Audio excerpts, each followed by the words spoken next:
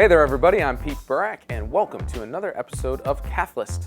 What makes Catholic literature Catholic? Here's what I mean by Catholic lit. It's fiction, poetry, drama, comedy, whatever, normalish books about normalish human things, all treated though with a Catholic worldview. So this is not like theology books. I'm not talking about the catechism. I'm talking about like normal books you'd read, because books are always a good decision, but that have Catholic themes and undertones. So we're going to talk about a handful of great Catholic books, starting with Lord of the World by Monsignor Robert Hugh Benson, the Chamberlain of Pope Pius X. Written in 1907, this dystopian sci-fi book centers upon the reign of the Antichrist and the destruction of the world. It's actually been called prophetic by Popes Benedict XVI and Pope Francis, which is kind of unnerving. Taking place in early 21st century London, two priests are visiting the subterranean home of an old man named Mr. Templeton, a Catholic and former Conservative member of Parliament, who witnessed the outlawing of his religion and the destruction of the Conservative Party. The British royal family has been deposed. Oxford and Cambridge have been closed, with all the professors exiled to Ireland. Hair-raising to say the least. Then again, being exiled to Ireland is not terrible. It could be worse places, except for the rain. Stick around because we've got 4 more books to talk about today.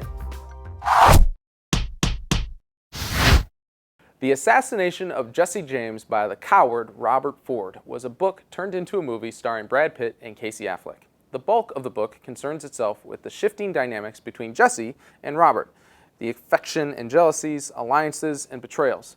The tension is unbearable for young Robert Ford, who had kept a stash of Jesse James storybooks under his bed since he was a kid. He craves James's attention with a maniacal energy because for him, the famous outlaw is a hero and a warning, an opportunity to transcend who he is. I have been a nobody all my life, he confesses at one point, and ever since I can remember, Jesse James has been as big as a tree. In this book, Robert wants to cut down that tree, naturally. The Assassination of Jesse James by the coward Robert Ford, quite a title, was written by now Catholic deacon Ron Hansen, and while this may not sound like a book that is explicitly Catholic, which is kind of the point of this episode, he said in a recent interview, "Because of my Catholicism, I'm pretty sure Catholic themes or attitudes are at least subterranean in whatever I write." Great book, great movie this one. How Far Can You Go is a novel by British writer and academic David Lodge. Written in 1980, this book charts the spiritual decay of a group of British men and women from their university days through young adulthood, marriages, children, marital affairs, and on into middle age. Their story runs alongside the changes to the liturgy introduced by the Second Vatican Council, and Lodge follows their spiritual progress, or regress at some points, with such provocative chapter titles as How They Lost Their Virginities and How They Lost the Fear of Hell. How Far Can You Go deals intelligently with the constant tension between the spiritual and the material, the sacred and the profane, and more specifically, Lodge examines the ramifications of birth control that resulted from the 60s sexual revolution, set against the backdrop of Vatican II. These themes are difficult and complex and probably a little heavy for a list show, and yet Lodge treats them with characteristic humor, which is subtle and dry as toast, or dust, just like a true Brit. Ever hear the term whiskey priest? For those of you who haven't, like me before this script, whiskey priest is a term used by some to describe a priest or ordained minister who shows clear signs of moral weakness, while at the same time teaching a higher standard.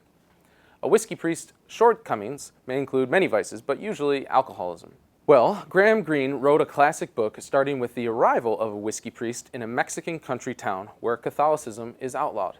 This book is called The Power and the Glory, and it follows the priest on his trip through Mexico, where he tries to minister to the people as best he can, all the while not getting caught or killed. He is also haunted by personal demons, especially the fact that he fathered a child in his parish some years before. He meets the child, and while he is unable to repent for what he did, he feels a deep love for the awkward little girl and decides to do everything in his power to save her soul. Naturally, The Power and the Glory caused a fair amount of controversy. Cardinal Bernard Griffin of Westminster personally read Greene the Riot Act for writing such a book. Sometime later, Greene met Pope Paul VI, who assured him, "Mr. Greene, some aspects of your books are certain to offend some Catholics, but you should pay no attention to that." That's a pretty strong endorsement. Greene objected strongly to being described as a Roman Catholic novelist, rather wishing to be known as a novelist who happened to be Catholic. Anyway, good book. Saving the best for last, in Scott's opinion, Brideshead Revisited. And my lordy, if you haven't read this book, you need to. Evelyn Waugh, male, wrote Brideshead Revisited, The Sacred and Profane Memories of Captain Charles Ryder in 1945, and it deals entirely with grace. That is to say, the total, unmerited act of love by which God continually calls souls to himself. The narrator, initially agnostic Charles Ryder, also male, examines the Catholic aristocratic Flight family and brings the reader into contact with the severely flawed but deeply Catholic family, focusing on divine grace and reconciliation. Well, that does it for this week's episode of Cathlist. There are outtakes at the end of the videos, and those are always good for a laugh. I'm Pete Burak. I will see you next week. God bless. It's a wrap. Green objected strongly